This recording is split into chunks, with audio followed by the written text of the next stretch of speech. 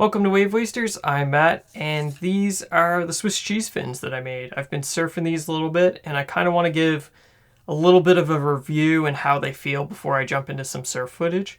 These fins have really surprised me. I didn't really know what to expect when I first started surfing them.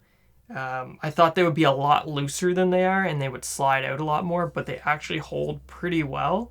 The big thing with these is I find you can't push off them the same you would a normal fin. You kind of have to rely on surfing off the rail and kind of the sweet spot of the board the same way you would if you were surfing finless. But the cool thing with that is if you push off them hard enough, you can get them to slide out, and you can almost do like a power slide like you would on a skateboard, or if you're like stopping on a snowboard, and then you can get them to hook back into the wave and they'll keep going.